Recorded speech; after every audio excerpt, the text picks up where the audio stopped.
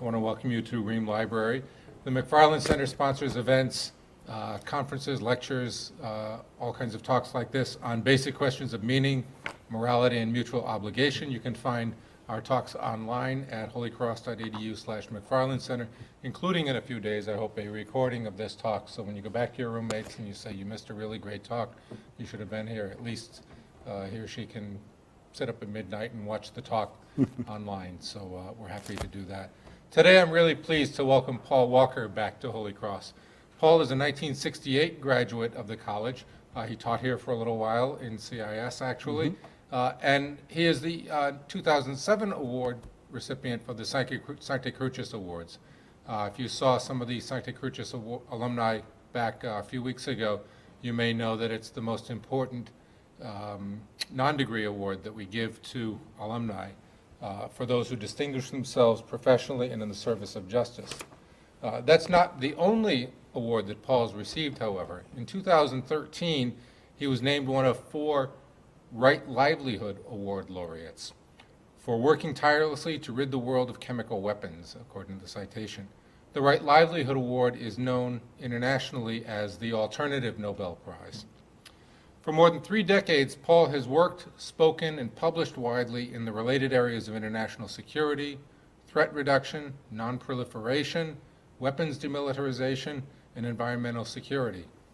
He's helped to permanently eliminate 65,000 tons of chemical weapons and millions of munitions in 8 countries. Paul is currently International Director of Environmental Security and Sustainability for Green Cross International and manages its Washington, D.C. office. Previously, he was a professional staff member of the Armed Services Committee of the U.S. House of Representatives, where he served as a senior advisor to the chairman and the full committee. Paul holds a PhD in International Security Studies from MIT and a postdoctoral research fellow at the Center for Science and International Affairs at the Kennedy School of Government at Harvard. A U.S. Army veteran, we were talking about his Army days a little while ago, he served as a Russian intelligence specialist with the Army Security Agency during the Vietnam War. I'm looking forward very much to hearing what he has to tell us this afternoon about the abolition of weapons of mass destruction, building a secure and sustainable world. So please join me in welcoming Paul back to Holy Cross. Great, thank you, Tom. You're also far away back there. I should have you. It's fine. It's fine where you are, I'm sure. But if you feel like moving forward, please do. It's great to be back. Thank you very much, Tom. Thanks to Pat Hinchcliffe, too, and Danielle Kane, who helped me here, and Paul, who's, I think, videotaping in the back as well. Great to be back on the Holy Cross campus. I was here as a student, as you said, long time ago. Now it seems I'm talking with the development office here concerning our 50th reunion, which is I always thought, God, that's 5 decades. You know, who's ever comes back to their 50th reunion? Well, I'm I think 2 years away, 3 years away. And then I was here for several years in the late 80s to early 90s. David, I think that was it. When I taught, thanks to David O'Brien in the audience, Peace and Conflict Studies. And then I came back for the Sancte Crucis Award in 2007, I think it was, 2006 or 7. And I come back from all my reunions, so every 5 years or so I'm back at Holy Cross. I left Holy Cross, both fortunately and unfortunately, however you look at it, to go to Washington, D.C. to work on the Armed Services Committee in the U.S. House of Representatives. It was a very unique opportunity, and I was very happy I was able to do that for the chairman of the committee, a very liberal Democrat named Ron Dellums. I don't know if any of you recognize that name, but Ron is actually a very well-known, now ex-congressman who retired in the late 90s, and from Oakland, California. And he was actually the first African-American congressman on the Armed Services Committee in the House of Representatives. And he also joined, when he joined in 1972, came to Congress, he joined with Pat Schroeder, who's now retired Congresswoman from Colorado, and they were the first, as I say, the first African American and the first woman on the Armed Services Committee. So I worked very closely with them and was very fortunate to spend a couple of years there. And then, of course, the Republicans took over. To everyone's surprise, swept the midterm elections of the Clinton administration in November '94, and they elected a new Speaker of the House back then. It was the first time the Republicans have been in charge for 40 years in the House, since the 1950s. And they elected Newt Gingrich, whose name I'm sure a lot of you recognize. And the first thing Newt did was fire every Democratic senior staff person in the House of Representatives.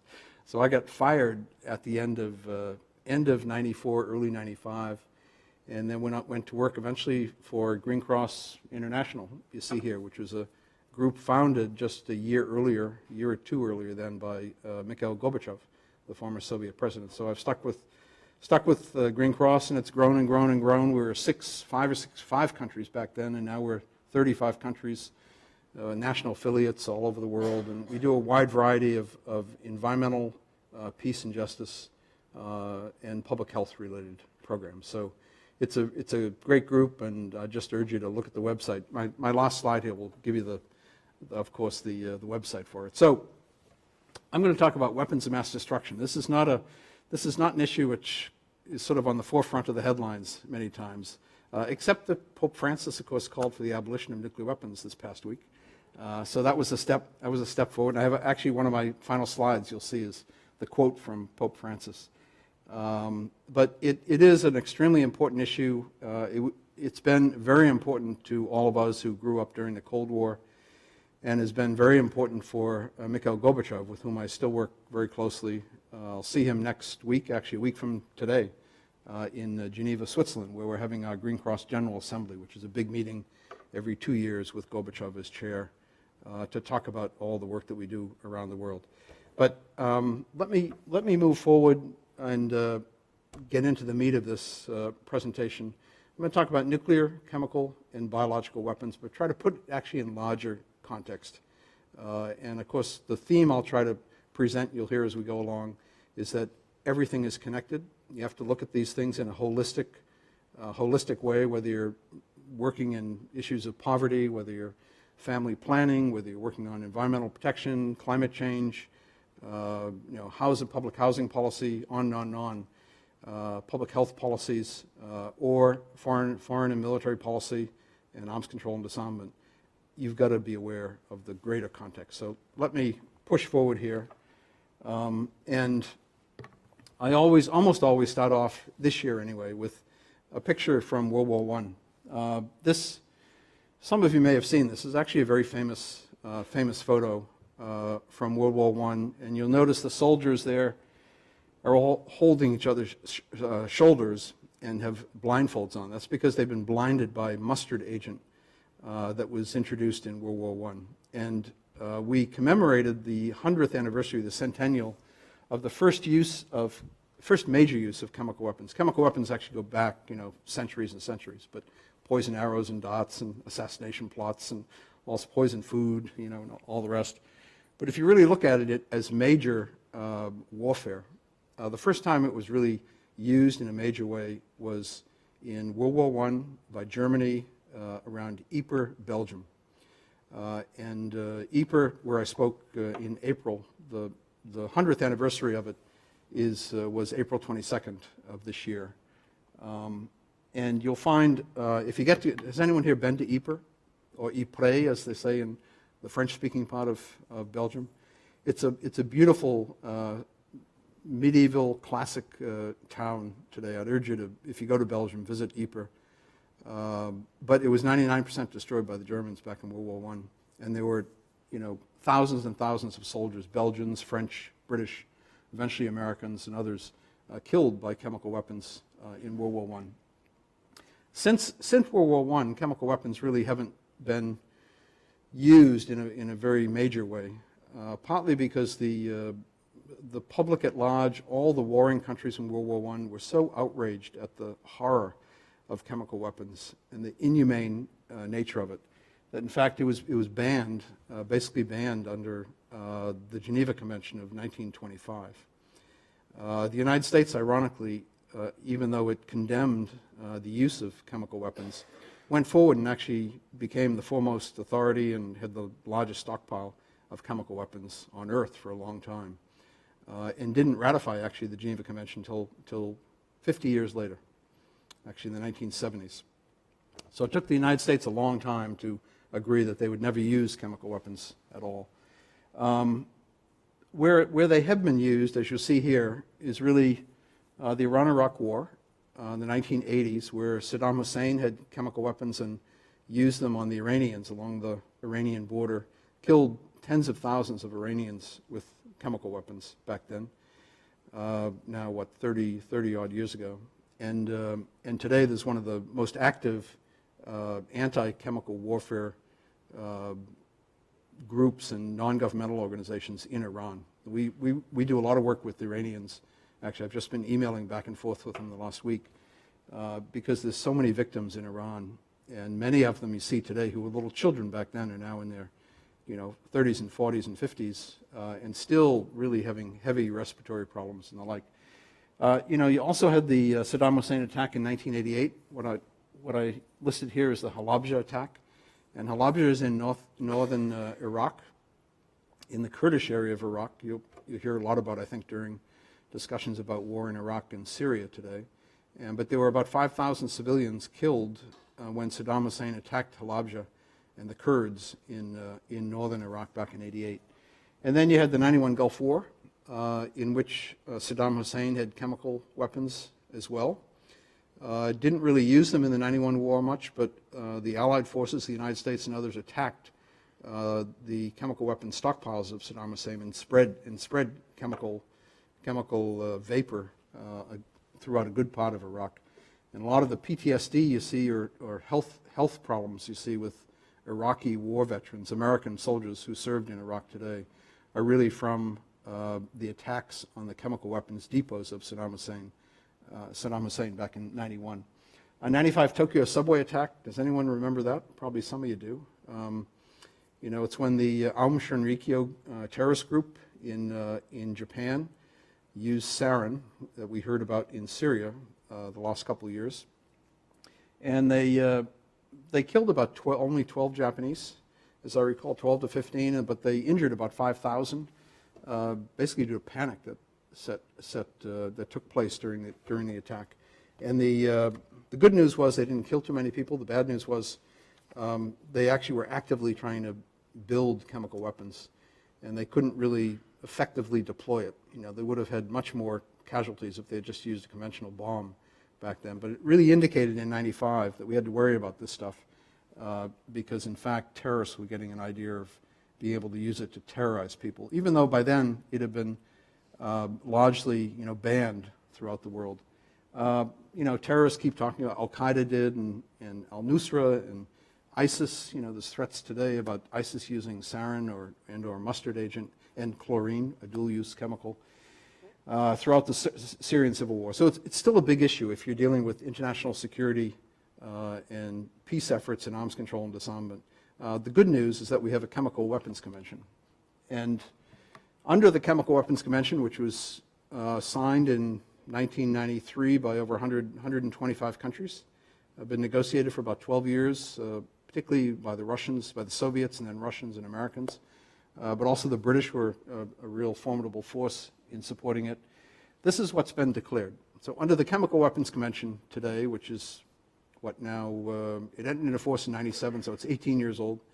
There were 8 stockpiles declared between 1997 and today. Of course, the Syrian stockpile at the bottom was just declared 2 years ago now. And the two big ones, Russia, 40,000 metric tons at 7 stockpiles. The United States, 28,600 odd metric tons at 9 stockpiles. And most Americans I talked to never even realized we had chemical weapons. When I mention chemical weapons, they say, oh yeah, the Russians, the Soviets, or the Iraqis, or the Libyans, or whatever. But they didn't realize that the United States actually had the second largest chemical weapons stockpile in the world. And this was spread out in 9 stockpiles in 10 states and an island, Johnson Atoll, in the middle of the Pacific Ocean. India, a little over 1,000 tons. South Korea, 600 tons. Libya, 26 tons, more or less. Albania, 15 to 16 tons. Iraq, we don't know. There's 2 big bunkers filled with all of Saddam Hussein's old stuff that was collected by the United Nations inspectors in the 1990s. thrown into these two big bunkers in Fallujah. They're called Al-Mutana bunkers. And those still exist, and there's some concern that the ISIS terrorists, the Islamic State terrorists, may have in fact gained access to these bunkers, but we can come back to that later if you want. And then Syria, 1,308 metric tons declared. All of that, for the most part, destroyed now, with the exception of a few tons that I'll talk about in a bit. Chemical Weapons Convention. First item, CW destruction, chemical weapon destruction, must be in accord with protection of public health and the environment. So you just can't go out and dump the weapons at sea or dig a hole and bury them or burn them in your backyard, burn them in the backyard of the military base where they're located. And this has been a big, big issue in the mandated destruction of weapon stockpiles, actually what the technology of destruction is, how you can get rid of them, and whether in fact you're living, you and your family living downwind of the destruction programs. You can imagine if the Pentagon came in today and said, we've got 2,000 tons of nerve agent, VX nerve agent, sitting a mile upwind of your child's school, and we're going to be burning it over the next 5 years. You might have some questions about, what might the impact be on my children and my family and the community and all. So that's been a big issue we've been very involved in for the last 20 years, really. And then the Articles of Ratification in the United States, when the U.S. ratified it under the Clinton administration, which we worked very hard in 1997 to build, a bipartisan two-thirds majority, which you need in the U.S. Senate to get the treaty ratified. The Articles of Ratification require top priority be given to protection of workers, citizens, and the environment.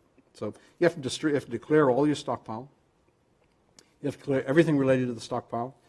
You have to declare everything you've done in chemical weapons production, research, development, production, testing, deployment since 1946, since World War II. And this is difficult for a lot of countries because of all the international trade in chemicals and all the major corporations involved in the trade, whether it was with the Syrians, whether it was with the Albanians, whether it was with, the Soviets or, the South Koreans and the Chinese or others. And you have to destroy the stockpiles by a certain set deadline.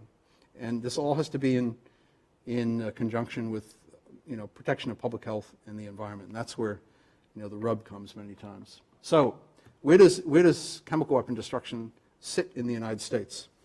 The U.S. began its destruction program in 1990. So we actually began operating the first major incinerator, one of the world's largest incinerators on Johnson Atoll in the middle of the Pacific Ocean. This is 750 miles west of Hawaii. It literally is sort of plunk dab, in the middle of the Pacific Ocean.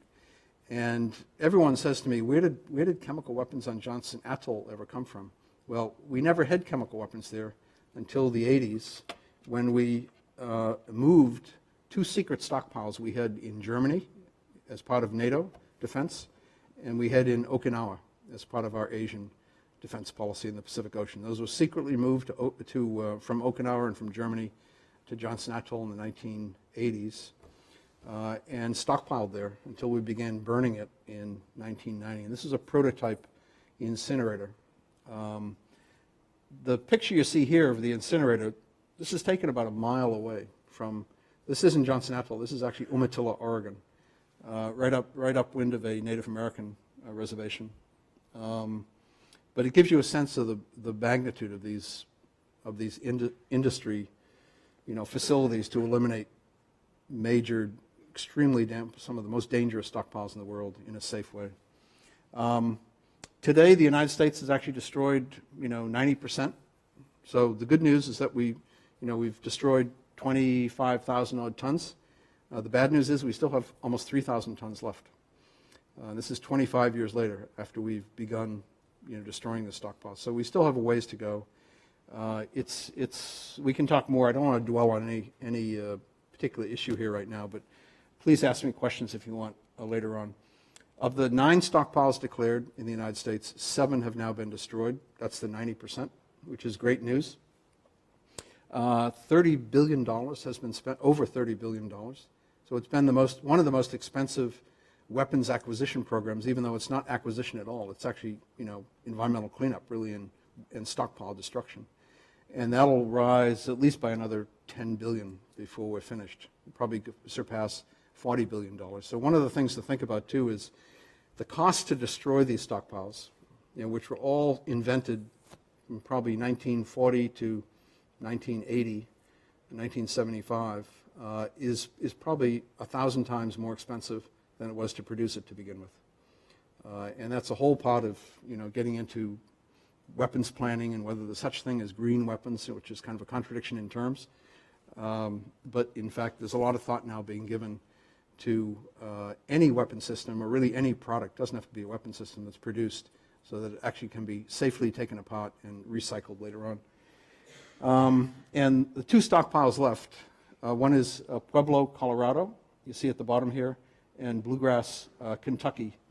Those two are still waiting for their facilities to be finalized and begin the destruction program. And that'll take, as I say here, probably till about 2023 at this point, hopefully sooner, but that's still ongoing. The Russian destruction program. We've been very involved in both the American and the Russian program. I've been to every one of these stockpiles. Actually, I'm probably one of the very few non-governmental folk that ever got to visit each one of these stockpiles, for better or for worse. And I got very involved in the Russian program when I was on the Armed Services Committee because I actually was tasked with managing a the first American on-site inspection of the easternmost Russian stockpile site in July of 1994, so 21 years ago now. Doesn't seem that long, but we went into Russia then, and I don't remember if I have any pictures. I don't think I have pictures here of it, but the Russian stockpile, a place called Shucha, which is in Siberia, east of the Ural mountain range. It's a single Russian stockpile that's east of the Ural mountains. All the other 6 are west of the Ural mountains in the European part of Russia. That stockpile doesn't look like this one, but had 2 million artillery shells and 1,000 missile warheads filled with VX nerve agent, and had almost no security on the site in 1994. When we went in, we had 2 congressmen, we had Assistant Secretary of Defense, we had the general who was head of the American Chemical Weapons Destruction Program, and a number of other colleagues. When we went in, we were just astounded that here, right on the Kazakhstan border, it was like you throw a baseball across the border in Kazakhstan at that point, 1994, a year before the Aum Shinrikyo attacks in Tokyo. They had 2 million nerve agent weapons sitting on the border and no inventory on these weapons. When I asked the Russian general how many he had here, I mean, we had our own estimates from the American side, but he said, we don't count, but it's like 2 million, maybe give or take 1,000 shells. And I thought, can you imagine what 1,000 missing shells could do? Could destroy thousands and tens of thousands of people anywhere around the world. So we were very nervous about the security on the site. And the Russians had absolutely no idea how they were going to destroy the stuff. They were very committed to destroying it because everyone had sort of recognized, particularly the Russians and Americans, that these were not useful weapons, really weapons. They were good for terrorism, good to kill civilians or blow up in the middle of a city or blow up in a theater or a gymnasium somewhere, Super Bowl, but you really couldn't use them effectively as a military weapon. But nobody quite knew how to get rid of them. So there was a big discussion back then with the Russians about did they want to burn, build incinerators like the Americans were doing, or in fact find some other technology that might work for them. And I'll come back to that in a bit. This is actually a picture of aerial bombs from another Russian site. This is actually Mardikovsky, which is one of the other sites in Russia. And each of these aerial bombs is about a 2,000-pound bomb that's filled with VX nerve agent. And what they do is they remove the cap on the top, and they actually they look to see how much airspace is in the weapon, and they pour in hot water and sodium hydroxide, which is a chemical neutralent, which neutralizes the agent. And then they put the cork back in, so to speak, and they let the bomb cook for a couple of months. And it actually sort of self-destructs in a chemical reaction way, which is exothermic, gives off a lot of heat. And the only issue is it also gives off some pressure and steam as well. And from time to time, they've actually had seams on the bombs, just open a little bit and leak out some of the stuff. So it can be a very dangerous process, even though they're suited up and protected like this. Very quickly on other chemical weapon destruction programs, Albania declared 16 metric tons. When it joined the Chemical Weapons Convention, interestingly, in the 1990s, it didn't declare anything. And when the new government took over, in the early 2000s, they came to the the Organization for the Prohibition of Chemical Weapons in The Hague, which manages the Chemical Weapons Convention, and said, oops, we think we found something up in the mountains outside of Tirana, the capital of Albania, and we'd like you to come and test and see if it's actually chemical weapons, which is what we think it is. This is the picture of it, actually. And what it turned out to be is they had about 15, 16 metric tons of mustard agent, which is an old World War I blister agent, which is still around. It seems to last forever.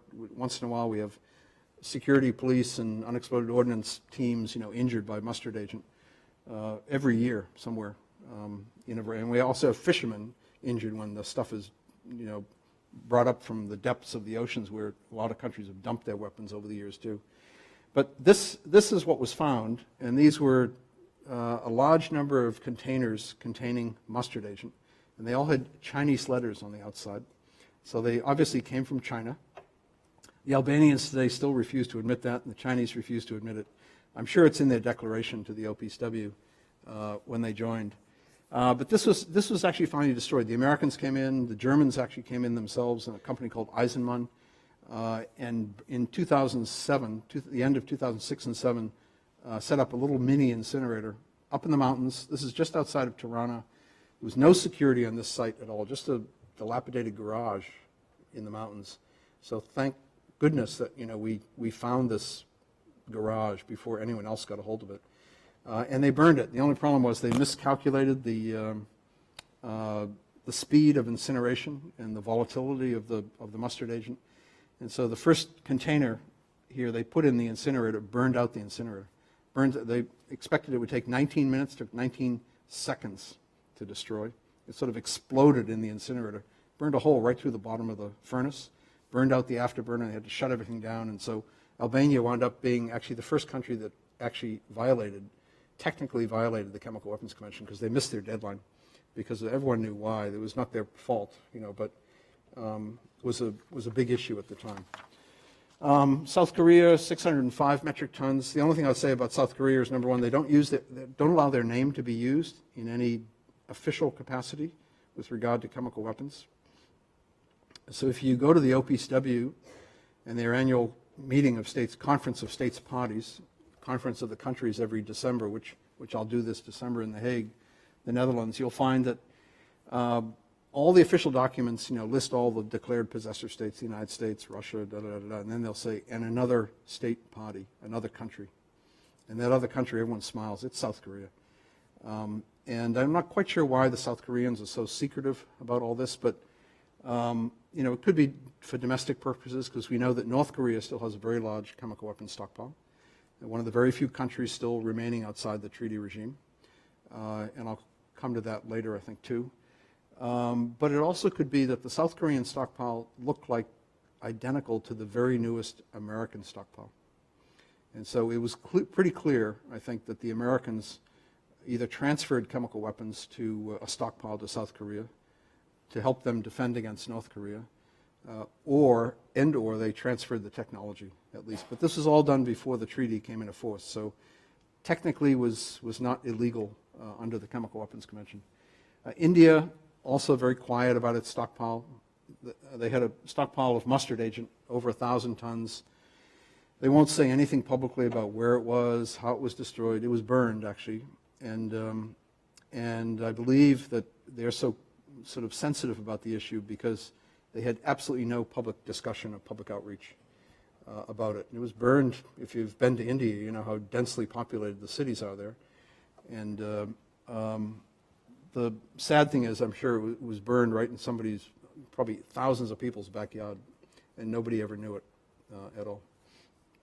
Libya, small stockpile, relatively small, 26 metric, I mean, it's all relative. 26 metric tons could kill thousands of people, but This was actually destroyed by 2014. Gaddafi, Muammar Gaddafi, the former head of Libya, was the first country to really lie to the multilateral regime, the OPCW, when he joined the Chemical Weapons Convention, and he only declared half of the stockpile. And then after he died, the new government came in and said, we found another stockpile. So overall, it's 26 metric tons. That's all been destroyed, except for some precursor chemicals. Iraq declared a stockpile, just joined in 2009, declared these two bunkers I mentioned earlier, called Al-Mutana in the Fallujah region, not too far from Baghdad, actually. And we're still very worried about those bunkers, which were all sealed in the mid-90s by UN inspectors, but have all sorts of chemical materials and agents and weapons and firing systems and all inside them still. So it's still discussion about how Iraq will destroy its stockpile. And then Syria, as you know, had its stockpile destroyed. I could talk, for a couple hours only on the Syrian process, which we've been very involved in, but I won't.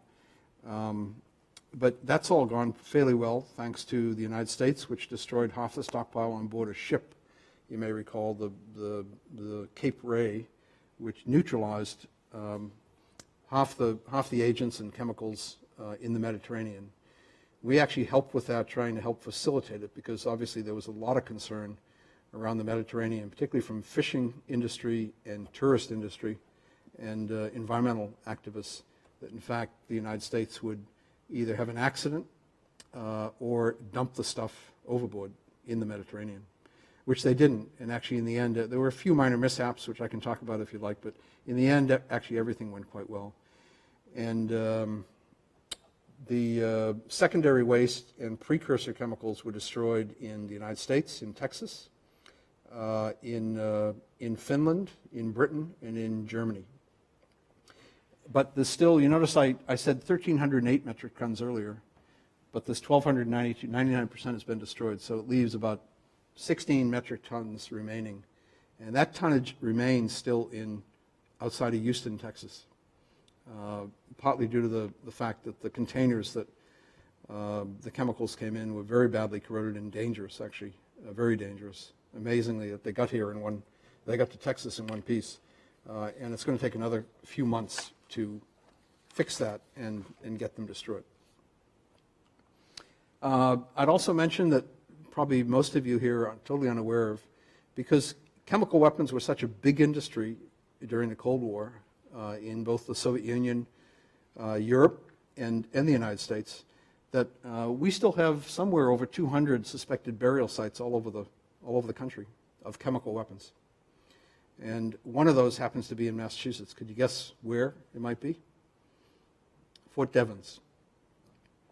And there's only a couple of those sites that have now been surveyed and cleaned up. And another, maybe the biggest dump site, has been in downtown Washington, D.C. And we've had a ongoing cleanup program in downtown Washington, D.C. that you see here called Spring Valley. That started in 1993 when the South Korean ambassador found chemical weapons in his backyard when he was digging to build a gazebo. And since then, everyone said, why would he have old chemical weapons buried in his backyard? And the reason was that American University in Northwest Washington, D.C., and it's right up Mass Ave and Connecticut Ave, if you know D.C. American University was the main chemical weapons laboratory in World War I. And after World War I, they got the order to shut down the lab. They still have actually a plaque on the building. If you go to American University, you can see it. And there were no homes there. And all they did was they dug trenches and dumped everything they had, beakers and barrels full of stuff and weapon systems and all the rest. And for whatever reason, there's been over 1,000 beautiful homes built there since over the last century. And these homes, a good number of them now have chemical weapons under the homes and under the yard. And so the Army Corps of Engineers have been going through for 22 years now, surveying. This is a picture on the right of some of the cleanup. They survey if they find anything. They go in, they'll take out your driveway, your front walk, your trees, your stone walls. And the bottom line of the story these past 2 years is they find recognized that the major dump site, they believe, was actually under the basement of the president of American University, his home. And so the president's family had not lived in the home for about 10 years due to all sorts of strange illnesses that were taking place in the family. They finally decided that they would vacate the house 10 years ago. 2 years ago, the Army Corps of Engineers decided they would tear the whole house down, $2.5 million home. Tore the house down. They've now got a tent over the whole. I've been there several times and done some filming there. They got a tent over the whole property, and they're segmenting the property and actually excavating the property with low risk and high risk sites. And they've yet to go down under the basement. They're actually ripping up the foundation and going down a bedrock about 15, 20 feet deep. So we have this problem all throughout the country and throughout the world, actually, as well. So it's a big issue that's going to last a lot longer, much longer, probably beyond all of our lifetimes. But it's a good example, I think, of the long-term legacies of the warring, 20th century. I also raised the issue of sea-dumped chemical weapons. Very few people talk about this. Most countries don't even want to mention it. This is like taboo for talking about politically between countries at the United Nations or elsewhere. But we've been very active in trying to promote awareness and interest in studying the issue of sea-dumped chemical weapons more. And we've gotten 2 resolutions passed under the United Nations General Assembly the last 5 years as well. But there's hundreds of thousands of tons. There's barge loads, ship loads. And the only time this really comes up and is recognized is when mostly either fishermen are injured or killed by chemical weapons coming up in their fishing nets. And this has happened actually a bunch of times in the Baltic, which is relatively shallow, from World War II chemical weapons, mostly probably German Nazi weapons. And has also arisen, I think 3 or 4 years ago, off the Georges Bank here in New England, where we had mustard agent come up in nets and splash and injure a whole clam digging crew. And they had to be evacuated by the Coast Guard, and the boat was brought in, and the whole clam catch was condemned and destroyed, and the whole boat had to be decontaminated. So this stuff appears. It also comes up from beaches. We're doing a project actually looking at the conventional and chemical weapons residues on an island called Vieques. I don't know if anyone knows Vieques, but Vieques is advertised as a wedding go-to place, these days, and a lovely island off the east coast of Puerto Rico. Well, most people don't recognize, 2/3 of the island is actually contaminated with unexploded ordnance and chemical weapons. And so I would not at all recommend going to Vieques. And the island next to it, called Culebra, also has had chemical weapons washed up on the beach and injured a few people.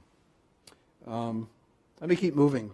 You also got to recognize the fact that chemicals in general, permeate society, industry, post-industrial and industrial society today. And there's a lot of dual-use chemicals that are, highly volatile, highly dangerous.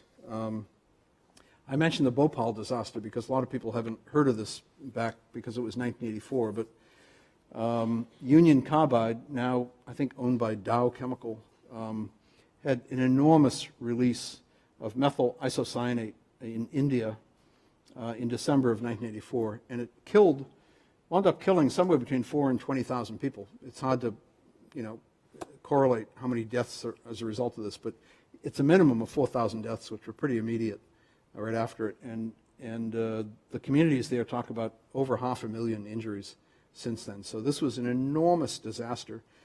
And you'll hear today, there's a wide variety of, train accidents. The most recent incident with chemicals, too, was in Tianjin, China. If you read the news a month or 2 ago, where they had a big fire at a warehouse, a chemical warehouse, which housed a sodium cyanide, and in fact killed somewhere over 120 people and injured thousands more. So this is a big issue regarding chemical safety and security, which is also a part of the Chemical Weapons Convention.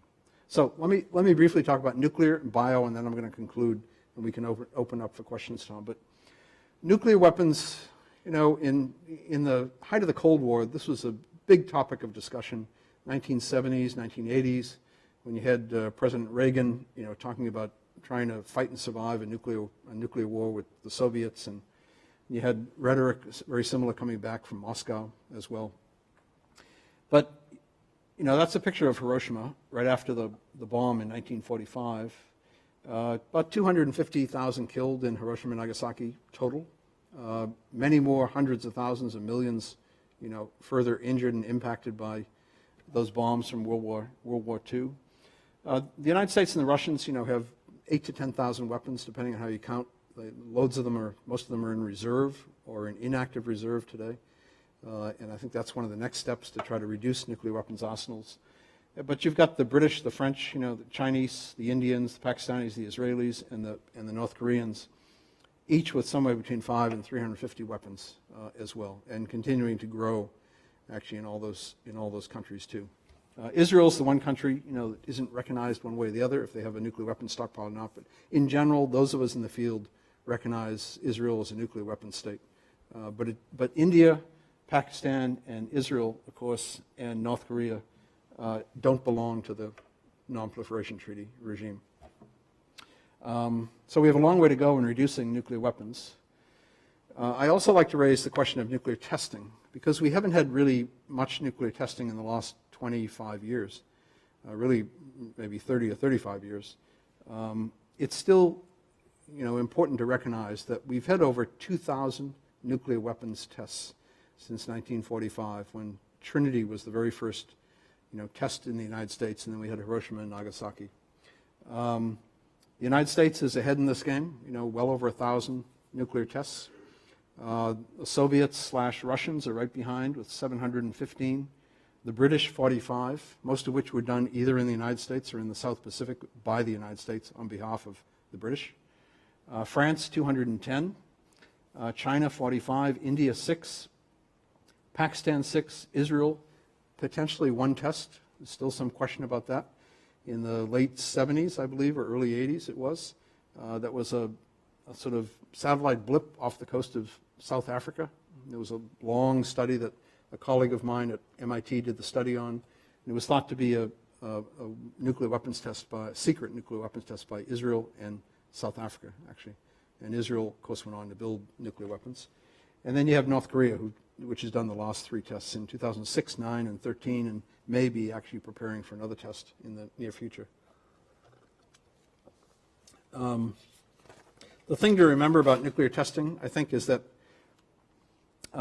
it's left a legacy which is just, unfathomable. I mean, unbelievable in many ways. You've got all the test sites. You've got something like, I think it's 60 test sites worldwide between all the nuclear powers. But the big ones, of course, are Nevada test site, Semipalatinsk, which is now in Kazakhstan. I've been to both of those. Novaya Zemlya in Russia, Lop-Nor in China, North Africa and the South Pacific, and other sites as well. And the result of this has really been what we call atomic veterans, U.S. and Soviet and many other veterans who've been impacted by being actually witnesses to the tests and suffering radiation contamination.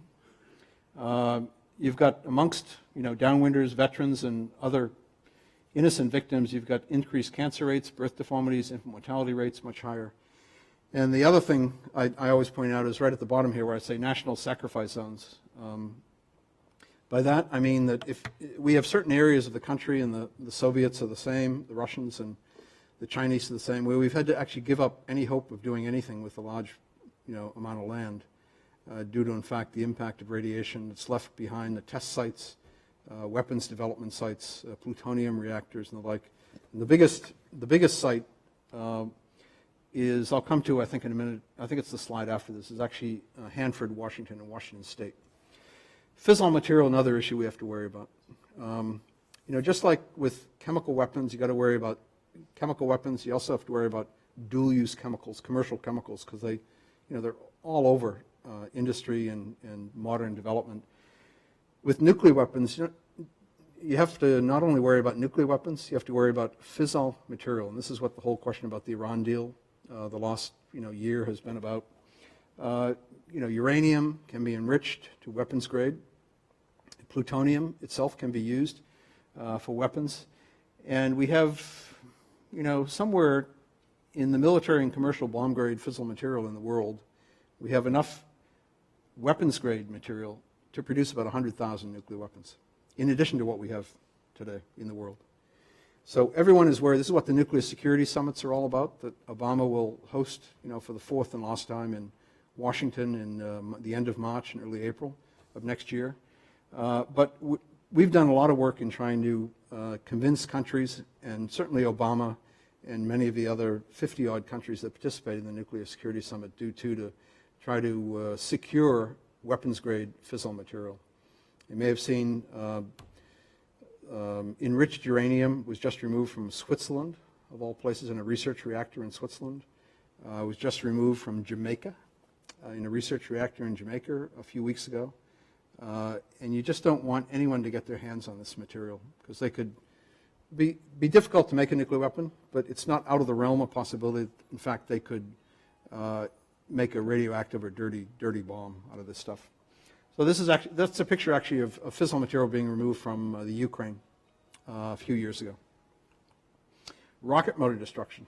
We talk about the wonderful nature of SALT and START agreements, the bilateral Soviet-American, Russian-American agreements, particularly the 2010 one that we signed with Russia, called the New START agreement, to limit the size of the nuclear weapon stockpiles. One of the things you have to do is you have to eliminate launch systems as well. And the biggest launch systems we have, of course, are ballistic missiles, ICBMs. We have SLBMs too on submarines. And the challenge has been, we've worked with both Russia and the United States on this over the years, is these things were meant to be fired, launched. They were never meant to sort of be recycled or destroyed. And they all have either liquid fuel or solid fuel. And both have their own issues involved. So if you want to get rid of these missiles, and this is just one stage of a ballistic missile that you're seeing next to Senator Richard Lugar, who's the fellow standing there. This is in Russia. You ideally want to get rid of this stuff and recycle it in some way, or burn it in a closed fashion so that it doesn't blow all the toxic pollutants up into the air. Well, the common practice in both the United States and Russia and other countries is we just open burn, we open detonate all this stuff. We either, if you have these are called rocket motors, but if you have a ballistic missile stage like this, you take the cone off the end of the stage so there's not too much thrust out the back end, and you strap it down as tight as you can, and you ignite it, just like you would to fire it to the moon or outer space. And what it does is it just burns all the fuel and blows all the toxic, persistent organic pollutants downwind. And it's all done in the open like this on open burn stages. If you can't ignite it, or if it doesn't ignite, you can actually put a detonator charge on the outside and just blow it up in place. And that, of course, blows everything up very similarly. Big bonfire, and what we do with most conventional weapons as well in the United States. So the whole question you'll see in the second bullet here of open burn, open detonation, what we call OBOD, is a big issue from an environmental and public health point of view. And we're all in favor of getting rid of these weapons, obviously, but you have to do it in the right way to not hurt or injure or kill anybody while you're doing it. Submarine dismantlement. You might recognize somebody there on the left in another red tie. This was a couple of years ago. This is a picture taken up in the northwest of Russia. Two of the biggest shipyards in the world, Zvezdichka and Sevmash, are both in northwest Russia around Murmansk and Severodvinsk. And we've had a project there for years helping facilitate hopefully the safe and sound elimination of strategic submarine-launched ballistic missiles and nuclear power plants from old Russian attack and missile submarines. And that's actually a partial piece of the hull, actually, of one of the submarines you see behind us there. And the ship you see behind there is actually a nuclear-powered icebreaker that I think has now been destroyed at this site. But this is a big issue in both Russia and anywhere in the world that has nuclear-powered ships and submarines, because this stuff is all extremely dangerous, extremely vulnerable to theft and diversion, and you just want to take care of everything I've listed here: nuclear warheads, missiles, reactors, fuel, waste, toxic materials, heavy metal. In this particular case, at the Zvezdichka shipyard, the Russians would siphon off all the radioactive cooling water they had from the submarine, which is not, weapons capable in any way, but it's still highly radioactive. And they would drain it into a holding pond at the back of the shipyard. So you have this big, what looks like a lake, a small lake at the back of the shipyard. That's all highly radioactive water leaking into the groundwater, and a lot of issues in this regard. And this is Hanford Reservation Nuclear Waste Management. This is actually a pool of nuclear waste at Hanford. Some of you, I'm sure, have heard of Hanford, but Hanford is one of the most dangerous, dirtiest places in the world.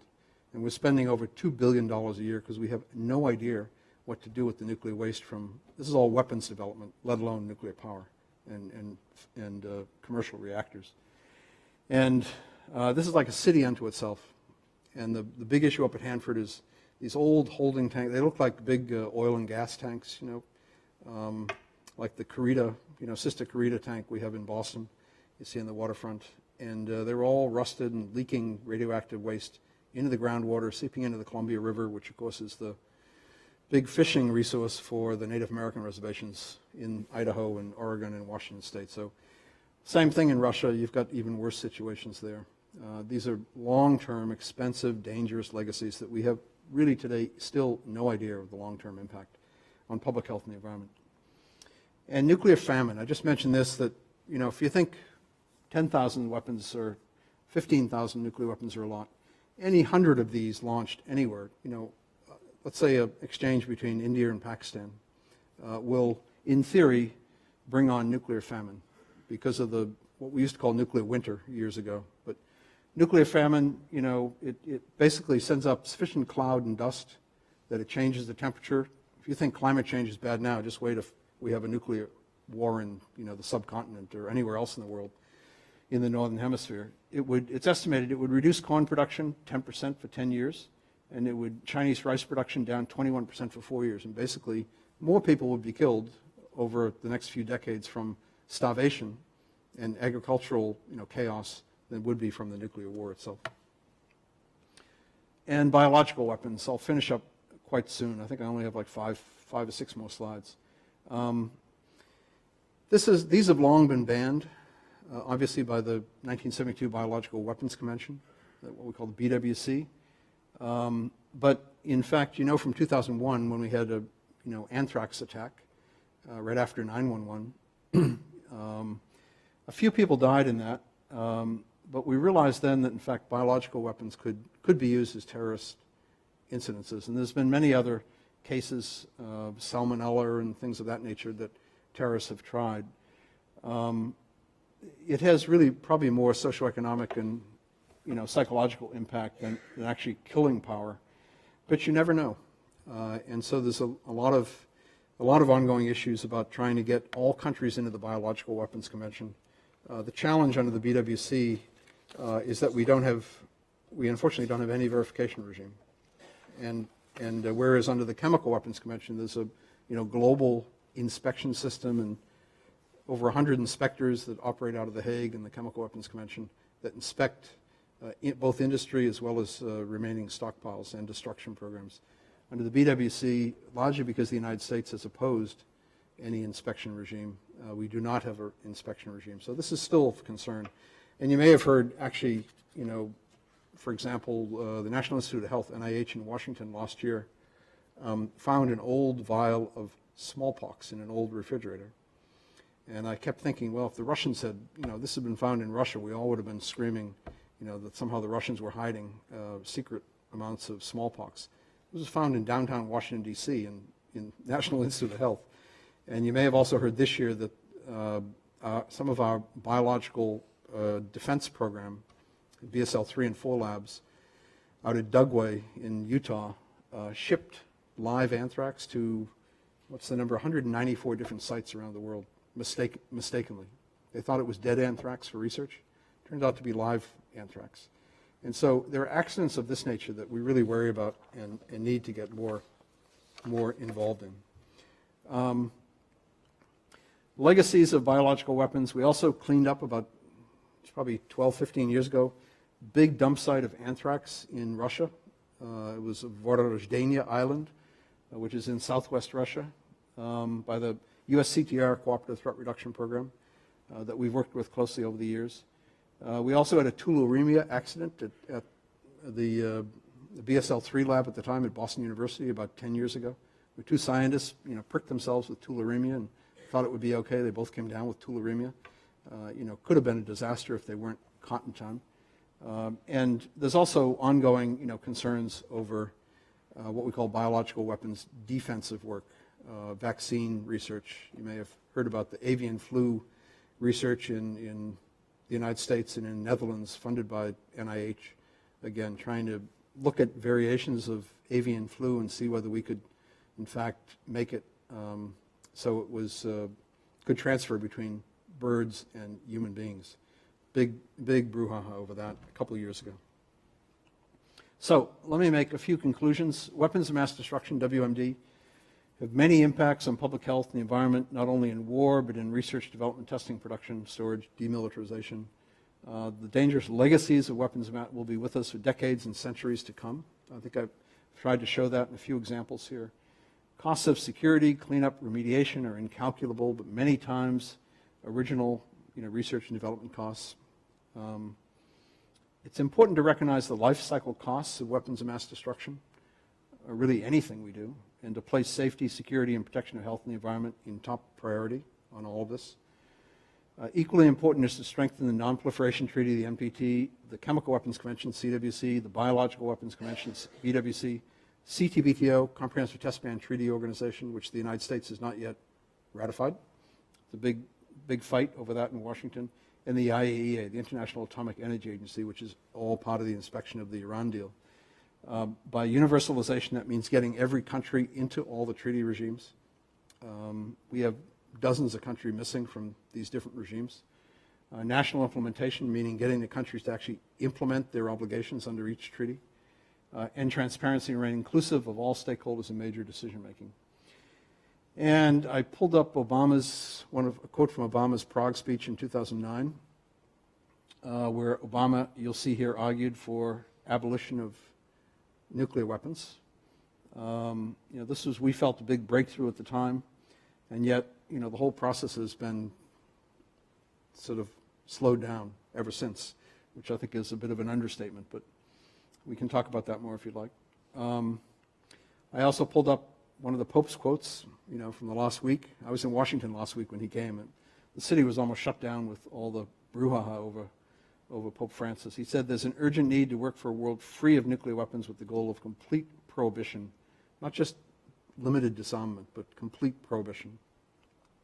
And the last slide I'll leave you with are the Sustainable Development Goals. Those of you in economic development, or those of you who follow the United Nations, I think it's important to note that these are brand new. Have just come out in the Sustainable Development meeting in New York this week, or last week, and I put this on the screen to point out that it's a complex world, and you can't just argue for abolition of nuclear weapons or elimination of chemical weapons or a stronger biological weapons convention.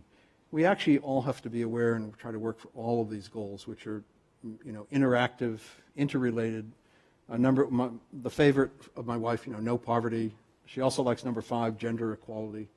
My favorite, 16, peace, justice, and strong institutions. But you have to talk about clean water, number 14, clean land, number 15, climate action, global warming, number 13, clean, affordable and clean energy. We can talk about that more if you want. Decent work and economic growth, reduced inequalities, I'd say no inequalities, sustainable cities and communities. All of this is really, I guess, my argument that there's enormous amounts of work to be done, enormous challenges to have a just, equitable, peace, and safe and secure society today. And we're still far, far away from it. We have a long way to go. So I will stop there. And I'm open to questions, comments, criticisms, complaints, whatever you might have. It's now it's almost 5:30, so we've done pretty well. Probably have a few minutes we can talk if you like. This is a big, this is a big field, and I've tried to kind of slalom through it a bit. And I think particularly for the students in the audience, try to help you think in kind of macro terms a bit about things, and also urge you all to work on at least one of these 17 Sustainable Development Goals, which have just replaced the Millennium Development Goals, what we call the MDGs. We can talk about that too if you'd like. But my degrees are really in political science, international security studies. But the good part about the MIT program, my doctorate was from MIT, which I'd highly recommend. It's a great program in international security studies if you're interested in these areas. You could take courses in almost anything you wanted to. So I've had a bit of chemistry, a bit of nuclear engineering, a bit of biology, a bit of information technology, a bit of international law. But no, I'm not expert in any of those areas. You need to really face all of these issues and challenges. I always say, like Hillary Clinton, it requires a village, takes a village. You really need a wide variety, more so than people recognize, particularly the engineering community, more than you realize to solve these issues. You need not only your specific chemists, in particular about chemical weapons, chemists, chemical engineers, but you really need psychologists, political scientists, historians, economic development experts, diplomats. I mean, you really need a variety of expertise to get these issues done. They're so enormous and so expensive and involve such enormous portions of our population in various parts of the world. So these are all interrelated and require all the above disciplines. Please go study any one of the above disciplines if you'd like. And what are you studying yourself?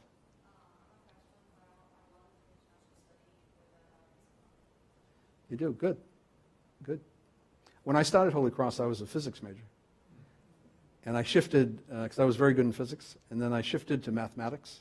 I was very good in mathematics too. And I eventually, by the time I graduated, because I did junior year abroad, and actually I'm going back to University of Vienna next week to have the 50th reunion of my University of Vienna class from 1966 and 67. God, it sounds like a long time ago. But I eventually wound up as a German major. So I went from physics to math, eventually to German. I had a Latin minor, and I think a philosophy minor here at Holy Cross. But I went on to international studies and then international security studies. And I studied how to shoot a M16 rifle in the military.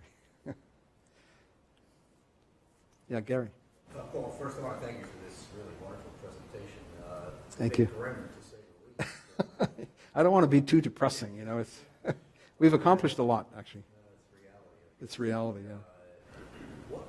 Why would you say that, with the still kind of proliferation of chemical weapons and nuclear weapons and materials, why there haven't been any kind of major, and with the, the kind of proliferation of terrorist groups in different parts of the world, why there haven't been any kind of major incidents in cities or... With chemical weapons. Yeah. Or any of the weapons. Nuclear materials. Yeah. It's not that they haven't tried. I think it's actually more difficult than people realize to build and to design, build, and test and effectively deploy any of these weapon systems. The easiest to obtain and the easiest to deploy are chemicals. Not chemical weapons per se, but chemicals. So that's why you see chlorine, for example, being used in Syria and Iraq today as a weapon. After 9/11, when everyone started thinking about, like, my God, if they, terrorists can come in on aircraft and attack, the World Trade Center and the Pentagon, what else could they do? And one of the first things I know that was done was all the chlorine tanks, big tanker trucks, stacked up in the parking lots of sewage treatment facilities around the country were moved or removed. So chemicals still make a pretty good terror weapon if you can effectively deploy them. I think it was 2003, and there was a terrorist incident in Moscow called the Nordos Theater, in which Chechen terrorists took over a theater and barricaded themselves in with explosive vests and the like, and the Russians had no idea what to do with it. how to take care of it. It went on for days and days and days. And they finally introduced a chemical, a drug actually, a fentanyl derivative, which is used as an animal anesthetic into the air conditioning system to put everyone to sleep. And unfortunately, they had no medical backup and really probably no medical solid knowledge about how to use it. And they didn't go into the theater until they were absolutely assured everyone was sound asleep and nobody could blow up their vests and all. By the time they went in, I think at least half, maybe 3/4 of the terrorists as well as the hostages were all killed by the overdose of this chemical anesthetic. So you can use chemicals actually pretty effectively as a terror weapon. You know, disease is very hard. Biological diseases are very hard to use and develop. The Aum Shinrikyo in Japan tried to develop botulinum toxin, which can be pretty deadly first, and before they used the sarin agent they did in the subways in 1995.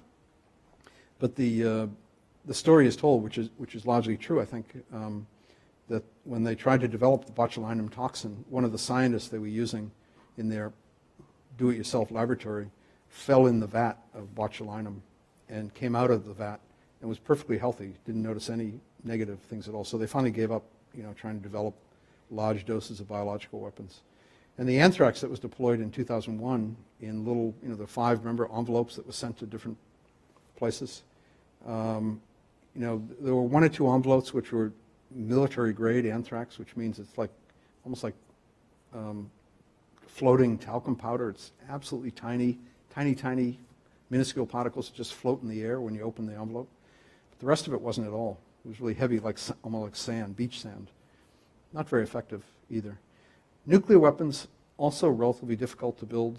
But there have been at least 20, as I noted, I think in one of my slides, 20 documented incidences of weapons-grade uranium or plutonium stolen in mostly former Soviet territories. And so that's why a lot of us are really concerned over any sort of fissile material, even medical isotopes used in hospitals, which can't be used as a nuclear weapon, but could be used as a radioactive bomb. So I think my biggest worries are really dual-use chemicals from industry, that either an accident at a facility or a terrorist attack at a chemical site, or chemicals that are stolen by terrorists and used in some negative way, or a radioactive bomb. Because even if the World Trade Center, for example, had medical isotopes in the planes they had brought on with them, and we had picked up increased amounts of radiation, or if you go to Fukushima today, as I did last year, and have to wear radiation badges to see how much extra radiation you're getting, that would absolutely decimate large territories of land, even though it might be safe, for limited access to these areas. People won't want to go back. Whole communities will be destroyed. It'll impact livelihoods enormously. So I worry about the radioactive bombs, dirty bombs, and improvised chemical devices like we see probably ISIS using in Iraq and Syria today. Otherwise, it's really difficult. It's not easy to build a laboratory for this stuff and hide it, and then deploy it. I mean, if Aum Shinrikyo had been able, they had 4 baggies, little sandwich bags, Ziploc sandwich bags with liquid sarin in the bags, and they split up in 4 different subway cars in Tokyo, and they punctured the bags and just left them under a seat, and this stuff kind of seeped, looked like engine oil on the floor. People splashed in it and slipped in it and stuff, and it's the people who touched it, I think, actually got killed. But eventually it began to volatilize a bit and become a vapor. But if they had sprayed it, brought in just an insecticide sprayer or something and sprayed it around the subway cars, or put it in the air conditioning system of, a theater, like the Russians did in 2003, it would have killed thousands of people. So you have to be a little innovative to use this stuff. And I think normally it's very difficult to do that in an effective way. But, we have to control access to all these sites. I mean, I worry about just chemical industry plants. There's about 5,000 plants around the world, maybe a little more, with potentially dual-use chemicals. All the proliferation of nuclear power, commercial reactors to developing countries in particular, unless they can provide very high security, not just on the site, but on the transport of, fuel supply in and out of the site, and their research reactors, it's going to be very, very dangerous. Very vulnerable to terrorist attack and theft and diversion. So, and all you need, I think, as a society, we tend to be crisis-oriented, right? So nobody pays attention much to any of this, wants to spend much money on it until suddenly, until you have a heart attack and realize you got to watch your diet and your exercise and your cholesterol levels, until we have a nuclear explosion someplace or a terrorist attack of a nuclear a power plant, for example, or a major Fukushima in the United States. We're probably not going to wake up to a lot of this. Fukushima, when I went there last year, we've done every year, there's actually a study tour of Green Cross right now, actually this week in Fukushima. The interesting thing I found was that most Americans don't understand there's 180,000 Japanese are still evacuated from the Fukushima area where the Fukushima Daiichi reactors melted down. And if you've read the news the last couple of months, the Japanese are trying to encourage people to move back to the two outermost areas, which are about 10, 15 miles from the plant. But there's still relatively high radiation readings in those areas, and nobody really knows the long-term cumulative impact of those radiation levels. So I wore a radiation badge as one of the samples when I went on the tour, and we sent that to a lab afterward to analyze by day and time. And I had higher radiation level readings every single day I was in Japan. And I was, sometimes 100 miles or more from Fukushima. So even though it's probably not much more than getting a couple of X-rays, unless you go within 5 miles of the plant, and then it's really potentially deadly radiation still. And here we are, 4.5 years after the Fukushima accident. They're never going to be able to use hundreds, maybe thousands of square miles around there for centuries to come because of this. What price to pay for nuclear power? I'm not a big fan of nuclear power, as you can tell. I think it'll go down historically as one of the biggest technical disasters of the 20th century. But we still have an Atoms for Peace program, that was built with the IAEA in the 1950s, and part of the safeguards program is not only doing the Iran deal and trying to keep weapons-grade fissile material from being diverted to nuclear weapons development, but also promoting nuclear power. And I just think we have to move away from that eventually. And the world in general is. If you look at the World Nuclear Survey, which is a great report I'd recommend every year comes out, you'll see there's a gradual decline in nuclear power plants. We have 99 left in the United States. All of those are going to run out of steam, literally, in the next 10 to 15 years. And we're building, I think it's 2 more, but those will be the last, I think, ever in the United States as commercial power reactors. I think nuclear power is going to go down unless there's a new breakthrough. But they've been saying Gen 4, Gen 5, Generation 4, Generation 5, whatever, for 20 years now. And I don't think I'll see a breakthrough, certainly in my lifetime. I think nuclear power is really an obsolete technology of the last century.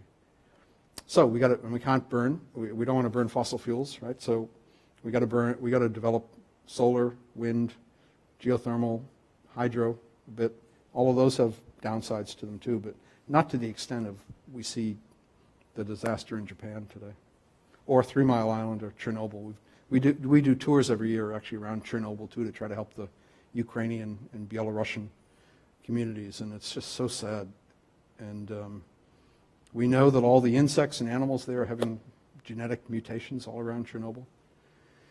We're giving an award to a very good Swiss scientist next month in Washington, D.C., who's done long-term studies of insect mutations around nuclear sites, not just Chernobyl and Fukushima, but nuclear power plants and things like that. It's a very interesting area to look at. We should stop with that. Okay, There's an awful lot Tom. that's, Thank you. pressing, But some progress, I suppose, and a lot more. We're making good progress, actually. Most of us Yeah. like to think about. I'd rather have 15,000 nuclear weapons than 60,000 nuclear weapons, which is what we had, 40 years ago. So we're making progress. We're almost 90% destroyed of chemical weapons, except the 4 countries. Does anyone know what the 4 countries remaining outside of the Chemical Weapons Convention are? North Korea, we know has a big stockpile. That's going to be that's the high-hanging fruit, kind of. South Sudan, really no government, no foreign ministry. We're trying to work on South Sudan a bit to get it to come in. Egypt and Israel. Those 4 are the remaining outside the chemical weapons. There's about 30 outside the Biological Weapons Convention. There's the nuclear power, Pakistan, India, Israel, North Korea outside the Non-Proliferation Treaty regime. And there's a wide variety of other treaties, that people should be joining too. But we've come a long way. We just got Angola to join the Chemical Weapons Convention a couple months ago. And we just had Myanmar join a couple months ago too. Myanmar/Burma joined. So that's been a big breakthrough. It took a while to get, would you believe, Bermuda to join. Not that you particularly worry about Bermuda, but you have to have universality for all these treaties. Otherwise, you have sort of holes in the world, where you don't have inspections, and terrorists could use and abuse those areas. So it's important. That's why I emphasize support of these multilateral organizations. And the Iran deal that's now will be implemented. I said to you, Tom, earlier that the big issue for me is we need good inspections. I'm very happy. I'm very supportive of the Iran deal. I think it's a good deal, but as they say. But the IAEA inspectors have to be supported. The agency is missing about 50 inspectors to do this. It's going to cost at least $50 million more. And the Republicans, for example, in Congress have never been supportive of multilateral organizations and inspection regimes. And so we have to expand our, what we call the IO, the International Organization Budget, which is a part of the annual State Department budget, and make sure that all of these organizations are adequately financially supported in order to implement and have good inspection regimes. And if we don't, I'm optimistic on the Iran deal, because if we don't, the Europeans will kick in. I'm sure this is so important for the whole Middle East. But it's part of the conundrum here in the United States that we do these deals, but then we don't want to support them financially or politically. So, but thank you all for being so attentive, and appreciate it.